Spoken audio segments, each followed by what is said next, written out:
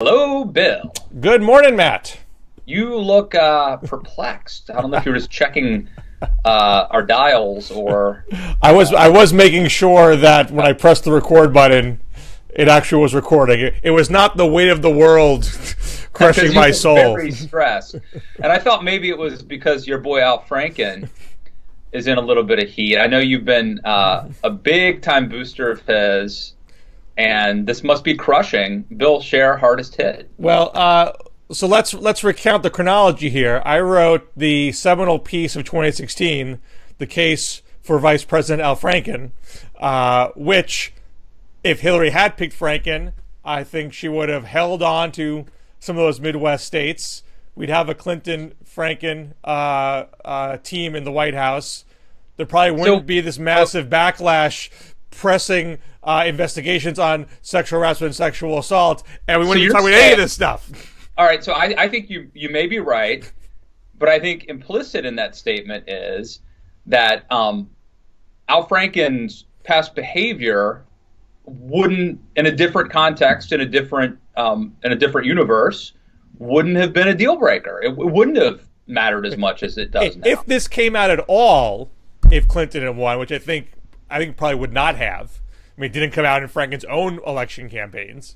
This was the picture, the one specific picture that caused the eruption this week may not have surfaced, but there were other reports and examples of him having joked about rape and other things that had been which he diffused at the time. So I mean, even if this had come out in the context of a presidential campaign, I don't think our cultural sensitivities would have treated this as a disqualifying event.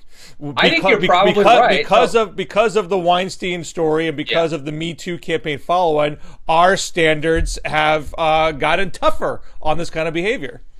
I think you're probably right, and I do think though that raises we probably don't have time to go down this rabbit hole, this trail, but it is interesting that 6 months ago, pictures behavior would have been maybe laughed off, and today it's not.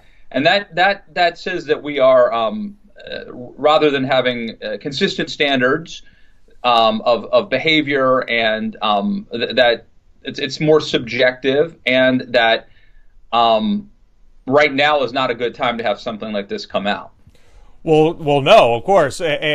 But which bothers me a little bit. It bothers me a little bit because, I wrote about this at the Daily Beast, that I think, Bill Clinton, for example, not to beat up on him too much, a lot of people have been doing it, but I do think that his political survival did send messages to a lot of people that you could get away with certain things, that certain things were acceptable. We take our cues from history and from how things, discerning like what's acceptable, what's not acceptable, and now the rules have changed. And just in the past couple months, according to your. No, I agree with that. Bob Packwood was 1990. I mean, that was sexual harassment, sexual assault, groping, forced kissing in his Senate office. This was a pro-choice Republican that people talk about how feminists were hypocrites because they backed Bill Clinton. Feminists were allies with Bob Packwood and abandoned Bob Packwood because of these allegations. But he's a Republican. He was a Republican. It was important to have pro-choice Republicans. That was not an easy thing for feminist groups to do. He was helpful to them at the time. But that and before Bob Packwood was Gary Hart, which was just extramarital affair. It was not a sexual harassment, sexual assault thing, but that was seen as a disqualifying event. So there seemed to be a trend towards treating these things as public concerns, and then Bill Clinton comes along and says even presidents have private lives. And a huge backlash against impeachment. And as a political signal, as I'm concurring with you, the message to other politicians was, you could gut this out. Keep your chin up, keep your eye on the ball, stay focused on your job, you can gut this out. Don't admit things, don't apologize. In fact, you should actually attack the attacker.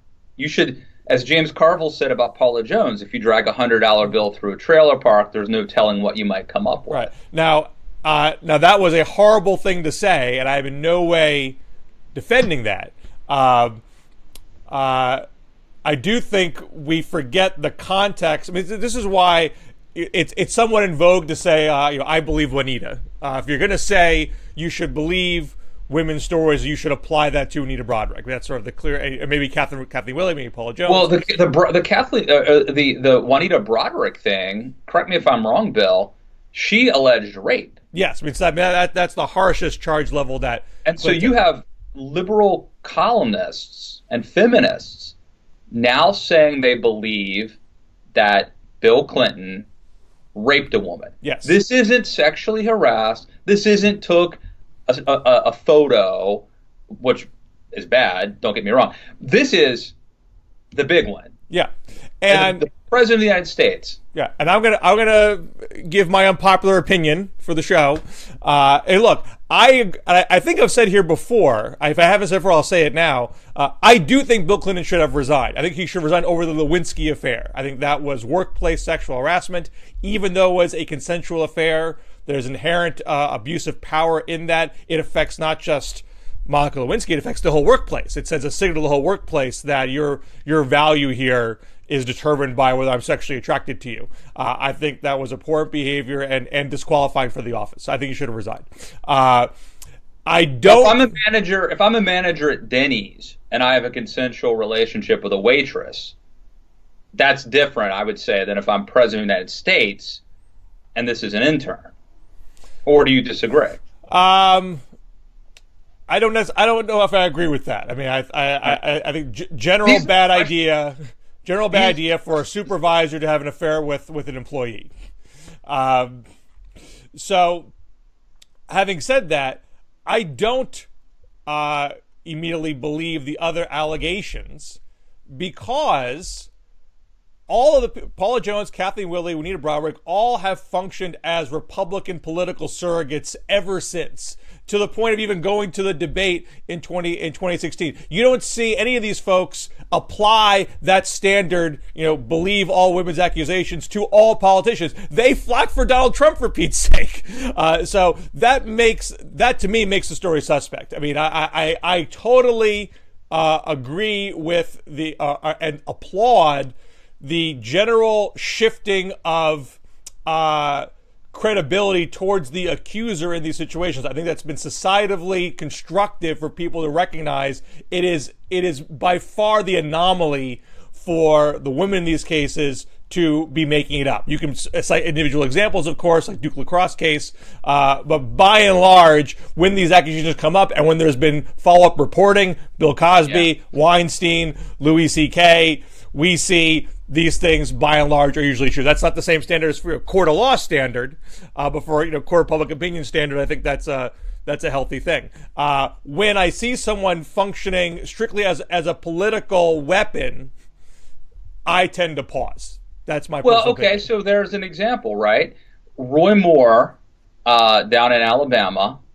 It seems like the only reason these allegations came out is because the Washington Post went hunting for allegations. Well, that's different. The women did not pursue the Washington Post. The Washington Post went looking for the women because they were hearing stories. And the women have said explicitly, I voted for Trump, I'm a Republican, I'm not interested in politics. These are not folks who are, I mean, maybe we might judge their actions going forward, but there's no evidence here that these people are functioning as Democratic surrogates. Right.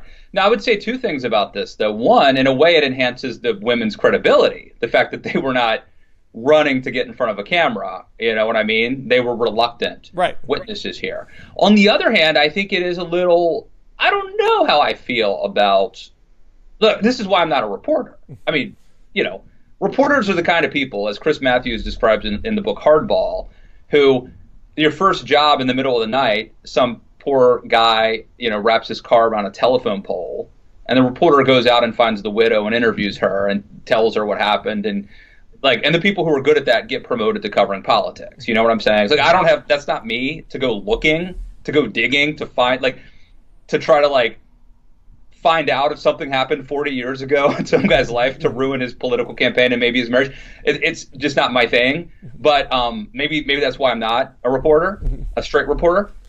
But there is a part of me that wonders about like the ethics of reporters. Like it's almost like entrapment or something. You know, they're like looking to find something that would not have emerged otherwise. Well, they started looking because somebody told them there are stories about Roy Moore around here. It wasn't just out of the blue. I mean, if you're a reporter and someone gives you a lead, you pursue the lead.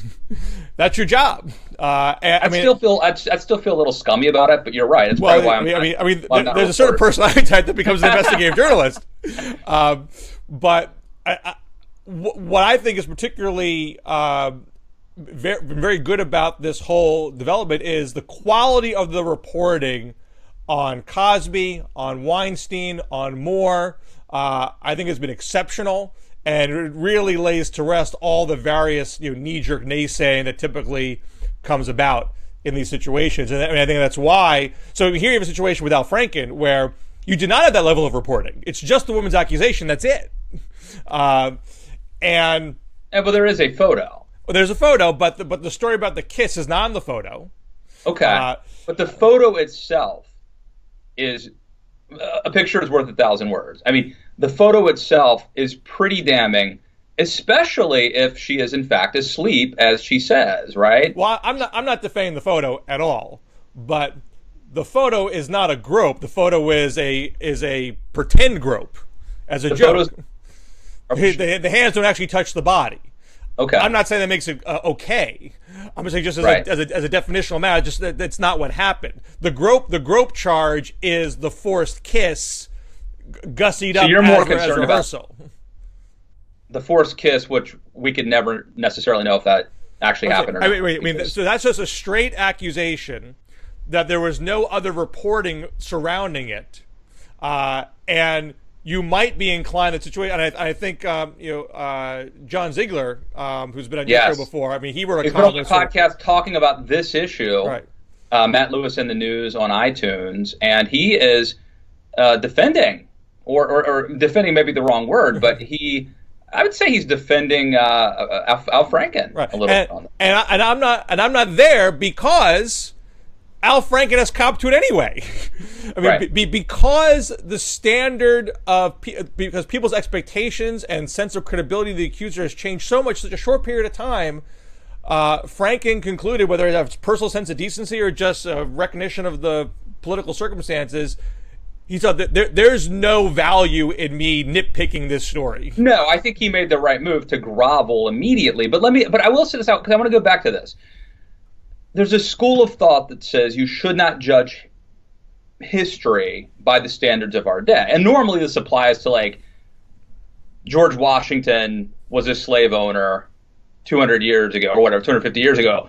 So, but in the time everyone was, or you know what I mean? Like a white guy of his stature would have been, and I guess he released them in his will. So anyway, my point is I think it's controversial today, but I think it's a generally acceptable premise that it's not really fair to judge people of a different time by the standards of our more, progressive day. Is it fair to judge somebody if 6 months ago this would have been laughed off, or I'm talking specifically now about the Al Franken picture? Should we cut the guy a little slack? Because at the time he did it, it would have been seen as at least much less, politically incorrect is maybe a word. Well, Michelle Goldberg at the New York Times had a piece sort of addressing this question where she kind of comes down to, look, maybe it's not fair to Al Franken, but he should go anyway. We need to set a new standard. We need there to be consequences for this kind of behavior. Right. And if I raise the Gene Simmons defense, which is to say, right, you've already lost by the name of the defense. He's banned from Fox News now. But might as well make a Ted Nugent defense. We may end up at a point where no men are qualified Well, and you can make the argument that says, so what? Maybe at some point we may. I mean, if we keep going at the rate we're going, we may end up at that point. And there may people would argue that is going to be a net positive for our entire political system if we do that. If this is how we get the clean house, fantastic. But if I was Franken at this point, and look, I'm not sure if I said it here. I know I said it on Twitter. So I wrote the piece saying he should have been vice president. And then after that, there was a whole bunch of Al Franken 2020 pieces that started to crop up because he had some very sharp interrogations during the nominations process for Trump's picks, particularly with Jeff Sessions and Betsy DeVos. But I had said, look, I think this guy's retiring in 2020. He's going to be 69 years old. He had 2 full terms in the Senate. This is not a guy whose life's ambition was to die at his Senate desk. He's probably going to, he just wrote this book, Giant of the Senate, where he reveals things about how he wasn't on the level when he apologized for these offensive jokes in his first campaign. He did it for political reasons. That's the kind of admission that you really don't make unforced if you're planning to run for the presidency. Makes me wonder about his apology now. You certainly could make that case. But I thought my sense was this guy was going to go out on top, maybe write a couple more books and have a nice retirement. He wasn't going to be in the Senate until he was 90 years old.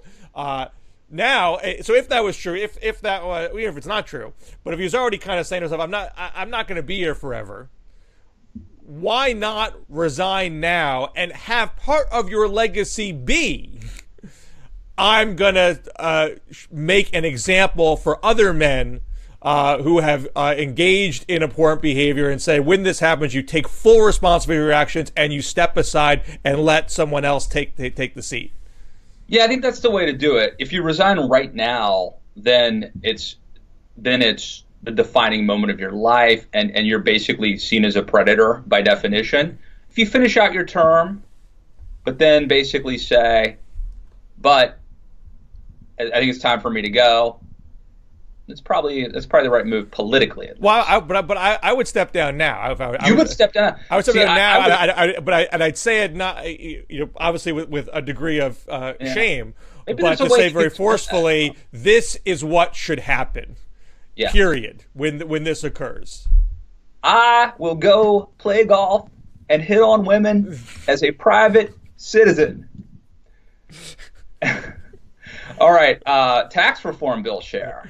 So I don't know if you happen to catch it, but so I had a piece about tax reform in Politico on Sunday, which was titled "Tax Reform is Splitting the GOP. It's happened before." Which I got to go deep into one of my favorite subjects, the 1909 Payne-Aldrich tariff. You know about that, right, Matt? You don't have to tell me about it. You talk. This is Maddie you're talking. You know me. But just for those who, I'm sure there's some people out there may not be as fluent as I am in this. So just go ahead and explain to them. Well, I love this story because it is enormously consequential to 20th century to today's America. I mean, ever since nobody knows about it, and those who do know about it, I think, draw the wrong lesson from it. So William Howard Taft, just elected president, Teddy Roosevelt's protege. Teddy Roosevelt handpicks him, seeing him as a fellow Republican progressive, and he wins election against William Jennings Bryan, who was the uber populist. But one of the big dividing lines between the Republicans and the Democrats was tariffs. Republicans were the protectionists and Democrats were the free traders. Protectionism was seen as being business friendly, to Eastern industrialists, and being free trade was seen as friendly to the common man, the farmer, people who wanted low prices for goods, and farmers that wanted to be able to export their crops. So William McKinley, who was before Roosevelt, he implements the highest tariffs in history. So they've been in place for about 12 years, and people are starting to chafe at the high prices. And Teddy Roosevelt saw that there was a momentum shift around the issue. There were a band of progressive Republicans that had begun adopting a low tariff ideology. Edmund Morris, who wrote the Teddy Roosevelt trilogy, said this was the holiest tenet of the Republican faith, protectionism. So for a group of people, Republicans, to no longer be protectionist was a huge, huge deal. So Teddy Roosevelt sees this, but says, you know what, this is going to break the party. This is not a great moral cause. Tariff 60% or 40%. What's the difference? I'm going to duck this. Taft gets in and says, I'm not going to duck it. This is an imperative. I'm a low tariff man. And I'm going to call Congress into special session to deal with it. The first thing he does. But the House Speaker and one of the Senate leaders are pro-protectionist, corporate-friendly Republicans. The progressives try to oust the Speaker. Taft doesn't play along, sticks with, this was Cannon, who the Cannon House Office Building is named after. So progressives are already mad at Taft that he didn't help them dislodge the leadership. Cannon and Aldrich write bills that are fairly business-friendly, especially the Senate. It raises tariffs in a lot of areas. Taft hangs back for most of the process. But then, towards the end, he says, okay, what progressives wanted was not just a low tariff, because tariffs were what was funding the government. You had to replace the revenue if you're going to cut the tariff. And so progressives said, we need an income tax. But at that point, the income tax was unconstitutional. It was tried several years prior. The Supreme Court ruled it unconstitutional. Taft was very much a judicial man. He did not want to put the court in an awkward position. So he said, okay, here's how I'm going to broker the deal. We're going to have this mild tariff. We're going to tack on a bit of a corporate excise tax, a little bit, and a constitutional amendment that would allow for an income tax. And the conservatives said, I hate this constitutional amendment, but it's never going to get ratified, so who cares? And this corporate tax is not so great, but it's a hell of a lot better than what these progressives are proposing, so we'll live with it. And the progressives are like, this whole package sucks. The amendment's never going to get ratified. This is to con us. This corporate tax is crumbs. There's barely a cut in this tariff. This whole thing's bogus. But Taft gets his way. And the amendment goes through Congress. The tariff bill gets passed separately. He has to broker a whole bunch of deals. There's a lot of business versus business strife. You know, the cattle ranchers want a low cattle hide tariff, and the boot manufacturers want a low cattle hide tariff. So there's all a bunch of stuff like that. And the big one was the wool tariff. Big wool was very fearsome at the time. So Taft leaves the wool tariff alone. But it passes. Progressives are mad.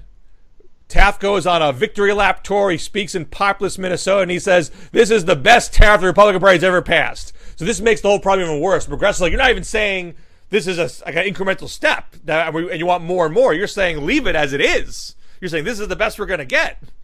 So he really draws this huge rift in the party. All this time, Roosevelt's on African safari. He's actually supportive of the Payne-Aldrich tariff because he's not a big low tariff guy. But when he comes back, he sees all the progressives are mad at Taft. He exploits it to his own end, and eventually runs. At the time, the New York Times wrote a piece saying, after Taft gave that speech, this opens the door for Teddy Roosevelt to run for president again. So Taft takes him up on it, runs for president in 1912, literally splits the party in half. Storms out of the Republican convention, that takes the delegates with them. They launch the Progressive Party at another hotel in another hall in Chicago down the street, and the Democrats win election. So one, it's an example of how passing a compromise bill does not necessarily keep your party unified, because it elevates the various factional strife within your party and within the business community. But two, it also shows how you can lose politically and win policy. Taft won his policy. He won. I mean, even though the tariff itself was not a big tariff reduction, he won. The amendment was ratified, and that led to a deeper tariff cut under Woodrow Wilson. So we had a fundamental shift in how federal government is funded. It's by income tax primarily, and not by tariff. So if you're a Republican today, Lindsey Graham said, if we don't pass this tax reform, it's the end of the Republican Party as we know it. But it was the end of the Republican Party as we knew it when Taft passed a tax reform plan. And less dramatically, when Ronald Reagan passed 86 tax reform, that didn't save the Congress. They lost the Senate literally 2 weeks after they passed 86 tax reform. It's not because of that, but it wasn't this big saving grace that you rallied the country behind Republicans. So I'm not necessarily convinced that they're going to pass a tax reform this year, but there are a lot of warning signs that this is forcing conflict within the party, not alleviating it. Well, first, let me say I might split a few hairs with your retelling of rather pedestrian retelling. I realize that we're limited in time, and I might quibble over a few things. I won't do that for the sake of time. No, I think though you're right. Look, I think Republicans are Republicans may well lose the House and in the midterms, and if that happens, then you're never going to pass tax reform. I do think that cutting the corporate tax could have a stimulative effect and create growth. So I would say do this just because of the policy, not because of the politics. But I think you're right. The policy ramifications may be good, but the politics could be bad or just neutral. Where's the policy question? Going back to Pete Aldrich. So part of the issue there was you had an ideological split in the party, high tariff, low tariff. You had different business conflicts. And so you ended up with a compromise bill that was a very mild revision at best and did actually produce an improvement in the cost of living for people. So the wool tariff, people saw that when they bought their clothes. Right. And in fact, the department stores, or not the department stores, but the clothing stores had advertisements that said these prices have gone up 20% because of the Pete Aldrich tariff, which wasn't necessarily true because the wool tariff wasn't raised. Right. But they used it as an excuse, and it certainly didn't go down. So here you have Republicans selling this. This is the biggest tax cut of all time. But because you have divides between the supply siders and the budget hawks, because you have divides between the economic nationalists and the free traders and other kinds of intermediate, and because of the need to offset the cuts to keep those budget hawks in line, you're starting to scrap various deductions that make the home builders mad, and the architects mad, and the colleges mad, and the adoption advocates mad. So when the final thing is done, if you get it, and the average voter's like, this didn't really change very much. Yeah. This was a lot of hype. It didn't actually do very much for me. It's making sausage, and look, I think you're right. I'm not convinced this thing is going to pass. Now, it made it through the House very nicely and very stealthily and efficiently.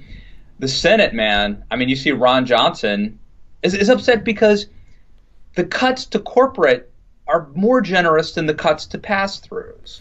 Well, I have a reverse reaction to both of those events. So people looking at the House vote say, wow, this zoomed through the House. But there was a piece in roll call that said, look, some of these guys are voting for it not because they like the bill as it is, but just to get to conference committee. So this passed with, if 10 votes flipped on the Republican side, it would not have passed the House. And the ones that were against it were largely people from places like New York who were upset about the state and local tax being able to deduct the state and local tax. So you already lost a handful on that issue. But there are other folks, we don't know exactly how many, who are not in love with the bill as it stands and could still bail pending on what comes out of a conference committee. So if it makes it that far. If it makes it that far. And I agree with you that it might not get out of the Senate. I don't look at Ron Johnson as being a bellwether here. I feel that's a guy who likes to play hard to get, but tends to come back in the fold at the end of the day. Yes, but after he messes things up, look, if you're Mitch McConnell, you've got John McCain, right, who likes to be a maverick and probably is not coming back next for another term. You've got Susan Collins, who's a moderate, who could very easily. You can afford to lose 2 votes, by the way, if you're Mitch McConnell, right? Unless Doug Jones beats Roy Moore. When's that special election? We didn't even get to that. December 12th. Okay. So they might have a Senate vote before then. Although it'd be a pretty tight time frame. With all the various procedural things. But if they do manage to eke that through the 12th, the conference committee stuff would have to be after that. What if Doug Jones is the one guy? What if Anyway, well, we should if we have time we should talk about that. This might be a column. But I think we. But let me just go real quick, because you've got Collins, yeah. You've got Corker, Yep. you've got Flake, Yep. And you've got Rand Paul. I mean, so like, there's at least 5 people. Yeah. That's assuming. I think those are all bigger concerns to McConnell than Ron Johnson. And Ron Johnson now creates, I think, a permission structure and says that he was the first guy out of the box to raise concerns over that. I'm just saying it's not helpful. But if he comes back in the fall, then it's, I guess you solved the problem because Ron Johnson now said it's okay. So. No, it didn't work that way. Remember, Ron Johnson came back in with Obamacare. Right. After having a very public, tense conversation with Mitch McConnell. Anyway, we'll see. But he helped keep the conservatives in line. He just couldn't keep McCain, Murkowski, and Collins in line. And I don't think Murkowski is inclined to go rogue on taxes. But if they keep the Obamacare individual mandate repeal on this, I think you would lose Murkowski too. How can she vote for that after having stuck her neck out to vote against it before? She would be hammered as a flip flopper. So I suspect that's not even going to stay in the bill for that reason alone. Yeah, and so this thing, it's going to be messy. It's going to be like making sausage, and the danger is that, if you get out of this thing. So I wrote a piece at the Daily Beast about how, why the Bush tax cuts really didn't work, and if you really want, see, people think that tax cuts are tax cuts, but there are certain tax cuts that are more likely to actually create growth, and the Bush tax cuts were not those kind. And the problem is that the Bush tax cuts were watered down partly in order to pass them for procedural reasons. And so the danger is that could happen again. You can end up winning tax cuts, but have them be the kind of tax cuts, for example, not permanent, that would not have a growth effect, and thereby really harming the cause of future tax cuts. People would get used to the idea. They keep saying that tax cuts are going to help the economy. They don't do it. That's sort of a long-term danger. Well, we're in that pickle now because of what happened with the Bush tax cuts. People know, there's an narrative on the left that Democrats rolled over for Bush and Bush got whatever he wanted, and this just shows how strong Republicans are and how weak Democrats are. And I'm not defending those Democrats that voted for the tax cuts because I think that was a terrible vote. But we forget that there was a line drawn by both the right-leaning Democrats and the budget hawk Republicans saying, look, this can't be a budget buster for in perpetuity. You have to follow the reconciliation instructions. You have to this is going to have to end after 10 years to maintain some fiscal discipline, and we'll revisit at that point. And all Bush's second term was make the tax cuts permanent. And he did not get that. He only could get temporary tax cuts, which, after he lost, Obama largely repealed. And so now it's hard to employ the same gimmick that they did. Let's have an artificial sunset, right? And assume but that's probably good, because the artificial sunset is one of, by my telling, in my column at least, one of 4 reasons that tax cuts don't work. Because tax cuts, I guess there's a Keynesian argument that it puts more money in people's pockets. They go out and they buy more stuff, but that's not the free market supply side argument. The supply side argument is people save money, invest, start businesses, whatever, and that is what creates growth. But you don't do that if you think they're going to expire. Right. You're much less likely to do that. So anyway, this thing could get watered down, and it could be just like Taft. And again, I probably know more about this than anybody in America, but we could have a repeat of that. So to Doug Jones, if Doug Jones wins, he's the flip side to Scott Brown. Yeah, and he may. I mean, I think he's got a shot at winning. Yeah. Scott Brown wins a fluke race in Massachusetts for a special election. It was January of 2009, if I recall. Maybe it was December. It was around there. We were doing this show back then, I think. Right. Were we doing this? I gotta go back and check. I think we might have been. And I always felt, in retrospect, I don't understand why Scott Brown did not play. I mean, he chose to be the 41st vote and not the 60th vote most of the time. I mean, he ran on that. He ran, I'm going to be number 41. I'm going to filibuster all this stuff. But if he wanted to be, he could have been Massachusetts senator for life if he was the 60th vote. If he was the guy saying, Barack Obama, you have to go through me to get all of your stuff done, and I'll work with you, but you have to make these concessions so your stuff gets passed, and I will be the one ensuring this is a moderate bipartisan agenda you have. Obama would have worked with me, but did work with him on Dodd-Frank. He played that role on Dodd-Frank. I mean, it was to help certain financial institutions in Massachusetts, but he played that role and the bill actually passed. He did not do that for healthcare. He did not do that. People would have been coming after him with pitchforks and torches if he had in Massachusetts.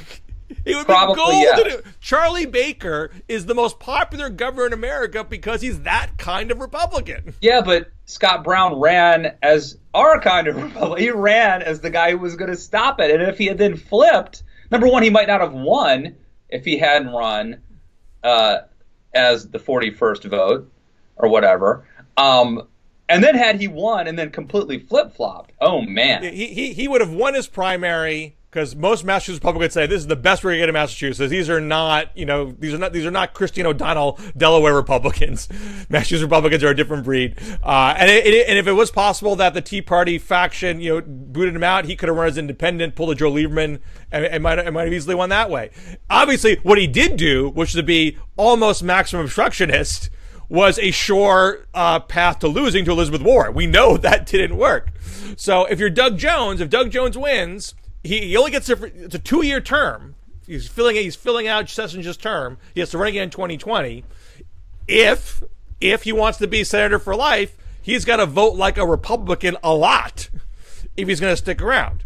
He may not want to be that guy. He may want to be I just want to throttle this agenda for 2 years and call it a day. But if he does win, we'll see. Does he want to go to Trump and say, look, I'll work with you on tax reform here, but you have to do X, Y, and Z? Or is he going to say, I'm going to vote like a traditional Democrat? That is interesting, and I wonder if anybody's even telling him this, or if he's even thinking this far ahead or contemplating this. Because it's going to be here. If he wins, it's going to happen very quickly. Yeah, he'll be in the soup right away. I mean, there's going to be Chuck Schumer and other people leaning on him, and maybe Trump will be whispering in his ear as well. I mean, I would think that he would not play too nice with Republicans just based on the fact that he is not running a terribly conservative campaign right now. He's stuck to his principles on abortion. He's stuck to them on climate change. I mean, these are things that, like we were talking about on Twitter the other day. Louisiana Governor John Bel Edwards, a Democrat, the typical Southern Democrat play is, I'm anti-abortion, I'm pro-gun, let's get those issues off the table and talk about everything else. Doug Jones is not that guy. Well, since you mentioned that, I should just probably mention quickly, I wrote a column in the Daily Beast about this topic. And mainly it was about how, look, I think it's a little bit embarrassing how evangelicals stick with people like Roy Moore and stick with people like Donald Trump. But you do have to factor in the fact that, I would understand if I was an Alabama evangelical that I simply couldn't vote for either man. I couldn't vote for Roy Moore for obvious reasons, and I couldn't vote for Doug Jones because he won't even go for a ban on abortion after 20 weeks. And so I think it's really, if you're an evangelical in Alabama and you believe that this is an issue of, a life and death, and you believe in the sanctity of the unborn child, that's kind of a deal breaker. And Doug Jones has not made it easy for people who are, there may be, decent Christian folks down there who are offended by Roy Moore, and they're kind of politically homeless right now. And if Doug Jones was offering them even an opening to back him, maybe they would. But I totally agree that if Doug Jones was a pro-life Democrat, this would be a much easier race for him. I would probably be supporting him right now. I mean, not that would help him, not that he would care, but I'm just saying. But I think it's interesting that. I mean, it's not a craven act for Doug Jones to not do that. No, it's principled, as you said. I mean, I'm quite frankly surprised he's doing it this way. I mean, it's a pretty hard uphill climb to run as a pro-choice Democrat in Alabama. But he is Alabama born and bred. He does, look and talk like an Alabaman. Yeah, he doesn't look. He's not Nancy Pelosi or something. He's very genteel in his rhetoric. He comes across like someone a guy you can do business with, a guy you can have a beer with. To the diner and talk to him at the diner. Yeah. And the main thing that he runs on is how he helped prosecute the the Klansmen that were involved in the 1963 Birmingham church bombing. So and he holds it up as almost as a symbol of racial healing. I helped Alabama get past this ugly episode in our history. And I mean, I'm not an expert in Alabama politics. But that's another reason I would like to support him. Right. You know what I mean? I think the question because this is a situation where you have a Republican who is, you know, again, I didn't like Roy Moore before the scandals. You know what I mean? So look, I grant you there are people on Twitter saying like, no, at the end of the day, you know, conservatives would always come home. But there was a minute, Bill, I've never talked about this until I wrote this column. There was a very brief window of opportunity where I was contemplating voting for Hillary. Open to it. And it lasted for like 24 hours because she immediately, you know, undermined that. But I'm just saying, like, I understand the Democratic Party has a lot of concerns, right? It's a coalition and you need to keep Black Lives Matter happy. You got to keep the Bernie bros happy and Elizabeth Warren. So I get that Matt Lewis is not their top priority. But I do think it's interesting that Donald Trump has created, and Donald Trump and Roy Moore both, in a way, have created. There's now there was a niche of people who don't like vulgarity in politics. I like it otherwise, but not in politics. Who don't like it? Who don't like the coarsening and the authoritarian nature that the Republican Party has drifted toward. We might be open for business, but there is no other game in town. We can't go to the other side, right? So anyway, I think it's a missed opportunity maybe, but, you know, I understand the Democratic Party has priorities that are greater than pleasing Matt Lewis. We're going to leave it on that note, so I got to jump. Where can we find your stuff? What do you want to plug? Check out the podcast, Matt Lewis in the News. Check me out at the Daily Beast and follow us here at DMZ Show on Twitter. And check me out at Politico and at theliberaloasis.com. This is Not Normal Podcast, and we'll catch you. Well, I guess it's Thanksgiving next week, so I'm not sure when we'll do it next. Or if. This could be it. It'll be soon. It'll be soon. We'll talk offline. All right. All right. Take care. See you guys.